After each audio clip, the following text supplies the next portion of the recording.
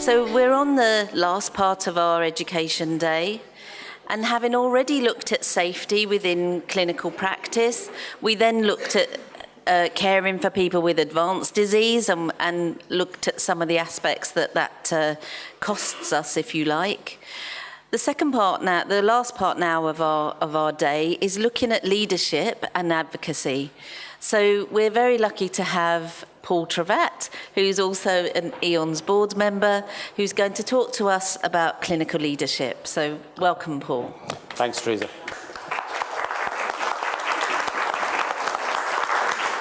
And like all of the previous speakers before me, I'd like to extend my thanks for inviting the board to come and talk. Is this too much? I think I might have done a bit. Is that better?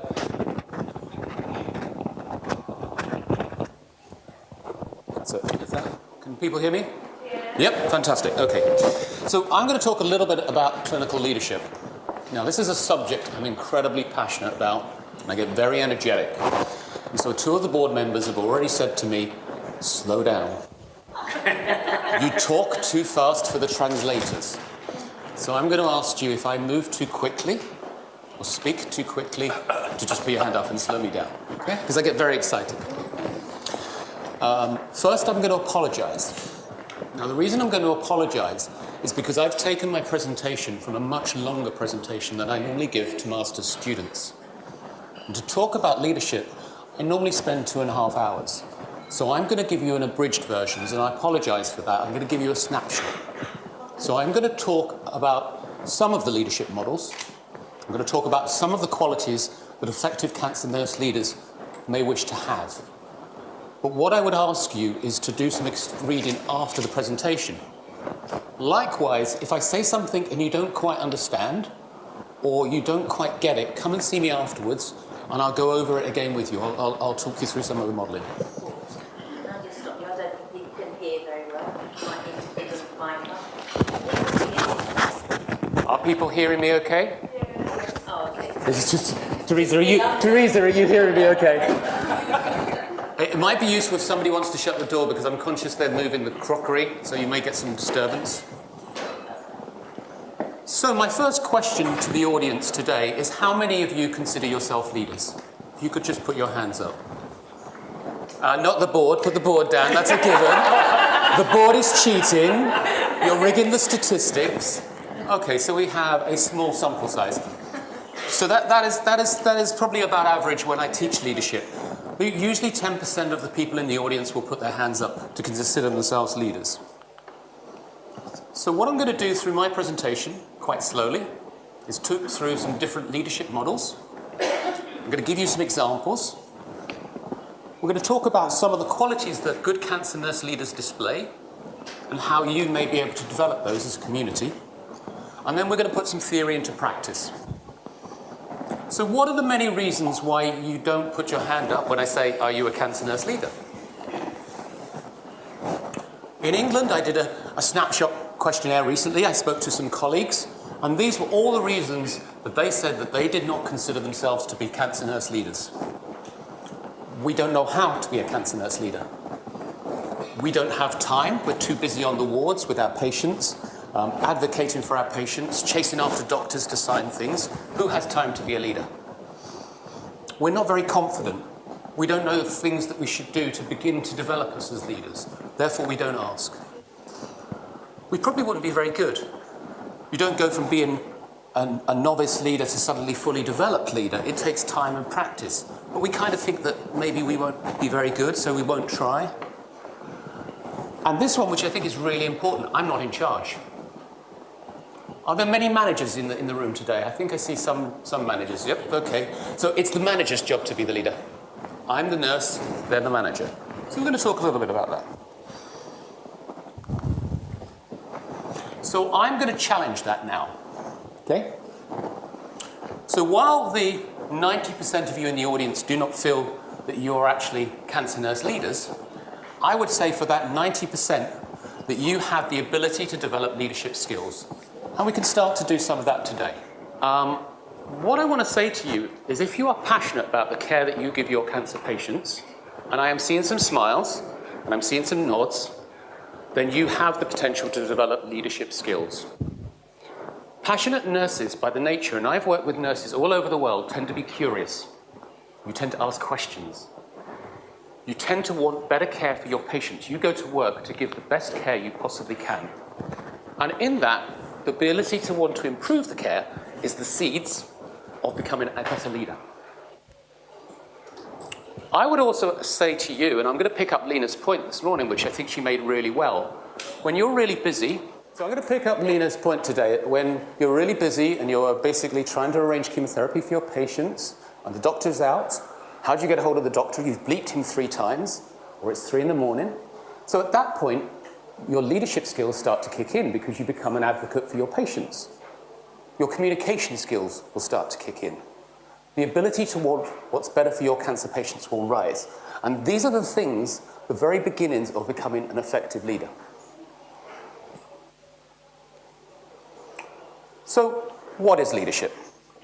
And in the sort of paragraphs that I wrote describing leadership to you, I think you can really recognize when there's bad leadership, and we've all had examples of that from either managers or other nurses or doctors, but working out what is good leadership is much harder. And sometimes it's quite nebulous, it's quite opaque. So one of my key take-home messages, if you remember anything, is that leadership is an activity, it is not a position. While the managers are in the room, will assume a leadership role, it is for all of you to develop leadership skills. So it is around an activity in itself. Now, if you're a good leader, if you're a successful leader, you do not try to impose change. We all use a command and control structure sometimes. You will do it because I'm in charge, and you would. But that's not how successful change happens. Change that takes place through that approach may last for a day, a week, but eventually the nurses will pull back. So what a successful leader does is actually negotiate why change is required, why the care that we give our patients can be done in a better way, why we can give chemotherapy in a different way, be more successful. And they will make the case for it, and the change will occur as a result. And I like this quote here: leaders become leaders by what they do, not because of what they are.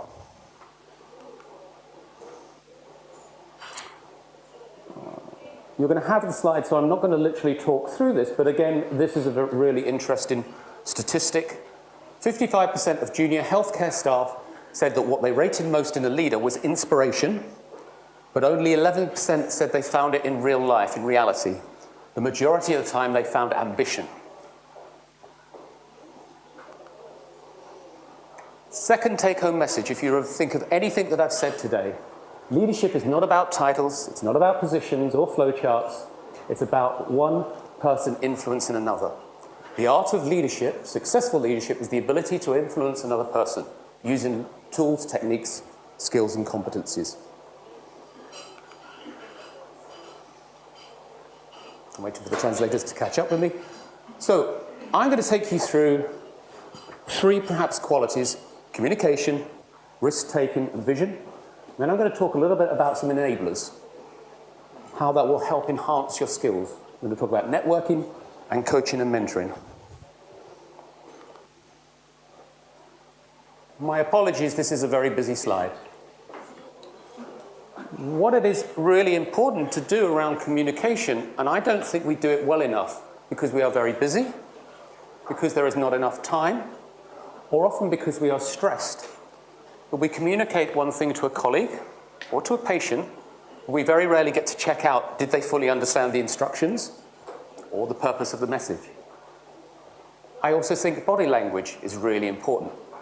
And if you're giving a message while you are, I'm so busy, I've got to go, the message won't be heard. You just jumped then, did you? So, like I'm trying to do at the moment, communicate a little information at a time. Don't overload people with that information. Check that people have understood what you've communicated. And this one is something that we very rarely do, but is really important. Practice active listening skills. What I mean by active listening skills is the ability to give someone who's talking to you 2 or 3 minutes of full, undivided attention. Not wanting to interrupt, not wanting to check out, not wanting to make the solution, but literally listen.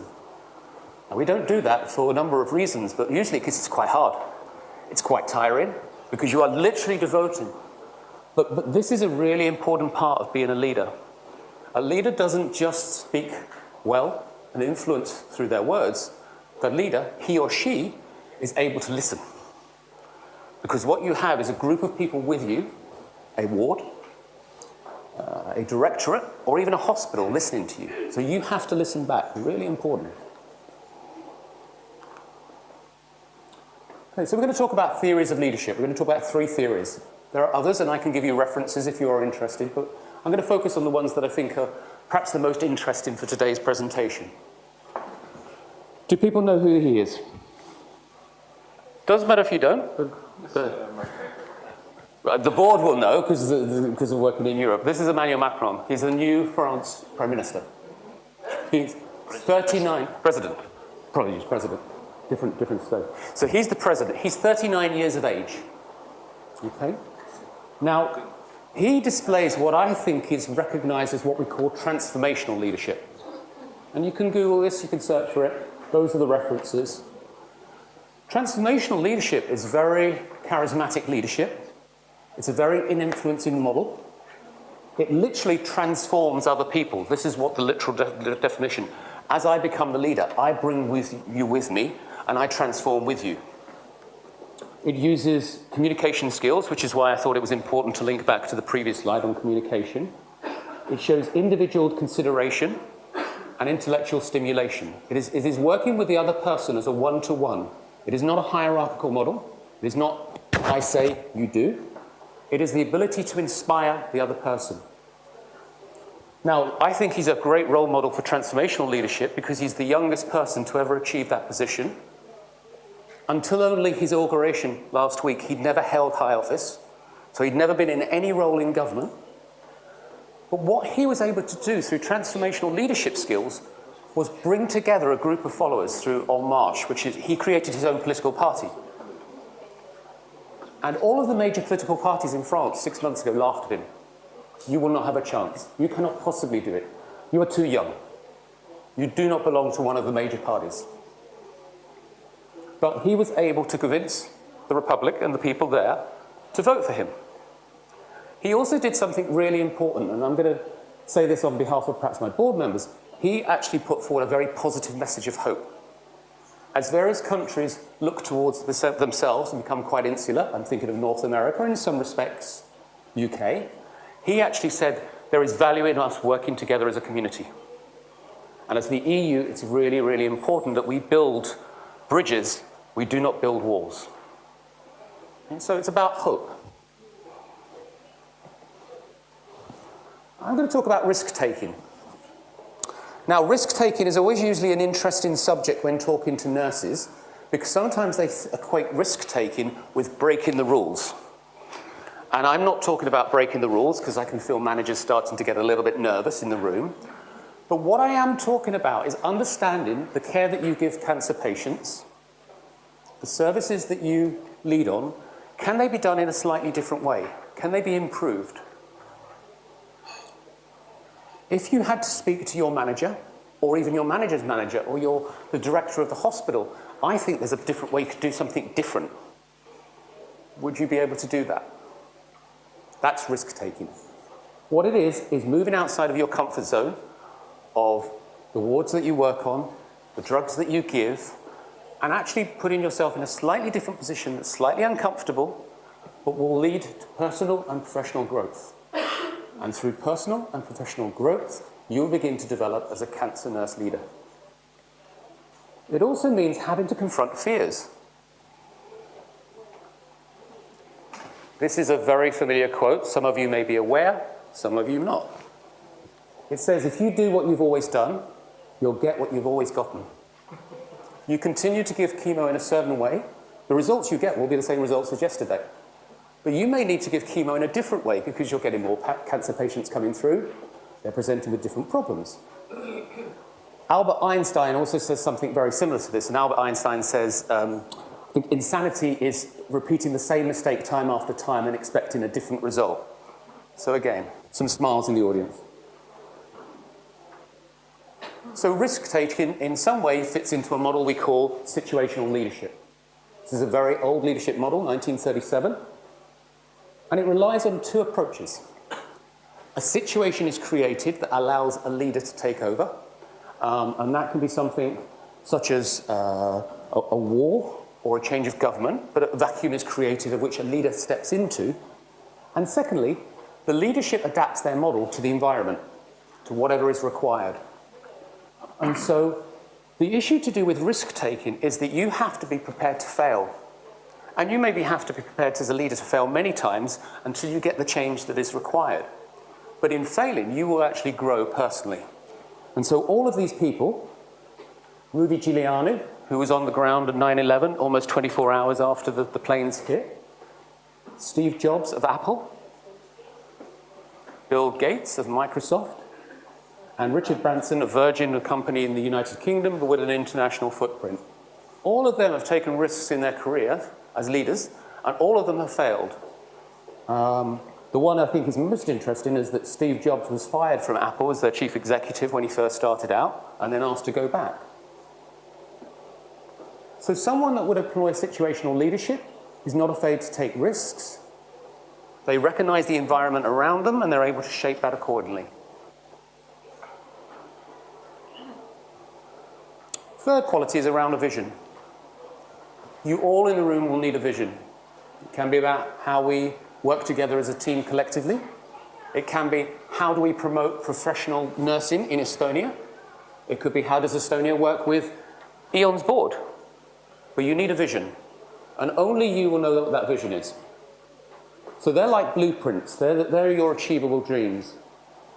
What the vision does is it takes you into the future. It gives you a roadmap. Now, you can use vision to inspire your nursing colleagues to be better, to do things differently for cancer patients. But what we want you to do is to make your visions positive. You can have negative visions. And sometimes there are people that we don't do that because we can't do that, or we never change because we never will. Make your visions positive. And this leads us into charismatic leadership. So these are leaders who use charisma as language, as a narrative. And it's based on a relationship model. It's based on the number of followers that a charismatic leader has. And most of you will know this person, our new President of the United States. One might not always think of Donald Trump as a charismatic leader, but he knew exactly how to achieve the presidency against a background. He spoke to a certain community that were mostly white, working class, without degrees. And they are his followers. They will listen to whatever he says. The other thing that's really important is that charismatic leaders can be both positive and negative. We see some very good charismatic leaders who influence change for the better, and we may see other negative, less positive leaders who will actually use it for their own behaviors, their own values. And you need to be mindful of that. So it can be both good and bad. Two enablers very quickly to help you develop your leadership skills. And that's about the art of networking. And this is a lovely story from President Barack Obama. But when he first arrived in the Senate, I think he basically approached nearly all of the senators and asked them what help did they need, what assistance could he provide, and how could they work together better. He was able to start networking, to look to other colleagues, how they could help influence him. In asking to help them, he was really saying, how can we work together better? How can we improve things? And so I think there's something around communication that you can do with colleagues, both within nursing, but also more importantly, within medicine, or the therapies and managers. And so what we have going on is actually, how can you work as a team collectively, and how can you improve things? And then I like this, I use this quote quite a bit, and it always makes people smile. Jennifer Chapman of the University of Berkeley, California, conducted an experiment at which she tried to find the point at which flattery becomes ineffective. And it turns out there isn't one. So for the nurses in the room with your managers, for the managers in the room with your directors, if you flatter people, there is no cutoff switch at which point they say, stop flattering me, don't tell me good things, just go away. You could do it all day and they'll still be there going, tell me more, tell me more, tell me more. So So use flattery as a communication tool. And I'm very serious about that. So it's how you use your communication techniques. Really important, Rebecca mentioned coaching and mentoring, and I probably can't praise coaching and mentoring highly enough. I've been both a coach and a mentor, and I've been very fortunate to have been both coached and mentored myself. And I think it's a really important way of developing leadership skills, but also of developing nursing.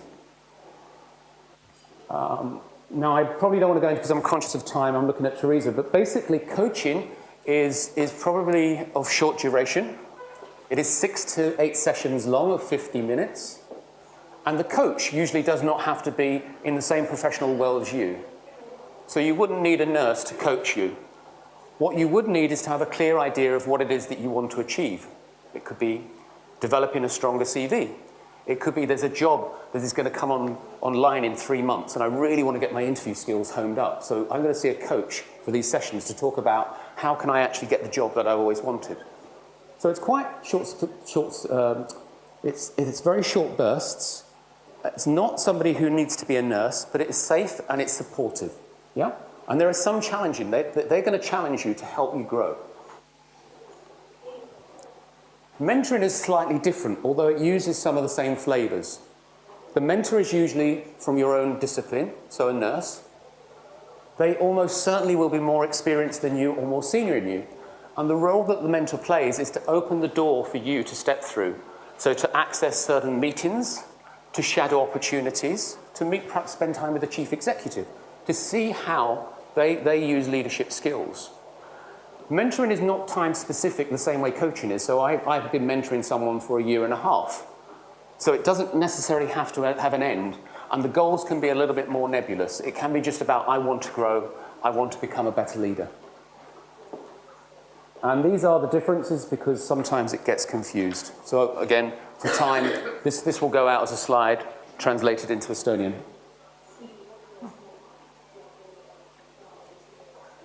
So I like this. Roger de Gough is an English poet. He's from Liverpool. It's the 60s.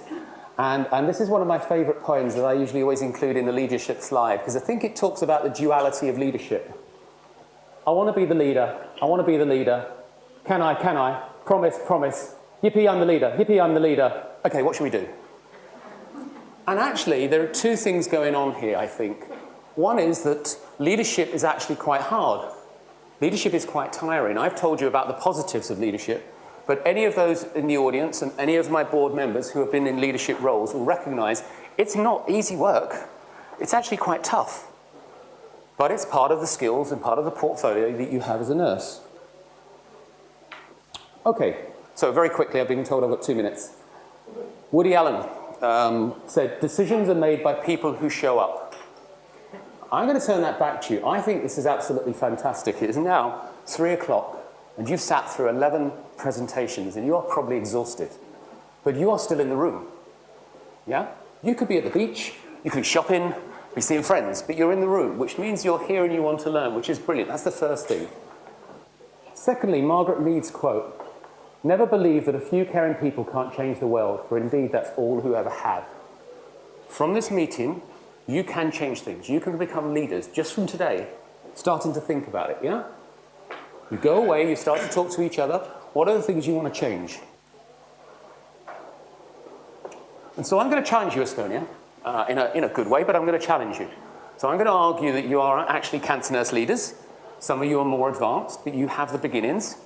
And so what I'm going to do to you is actually say, as Estonia cancer nurse leaders, you need to do something. Because if you don't do it now, when are you going to do it? If not you, who's going to do it for your patients? And if not here, when? Thank you so much for your time and consideration.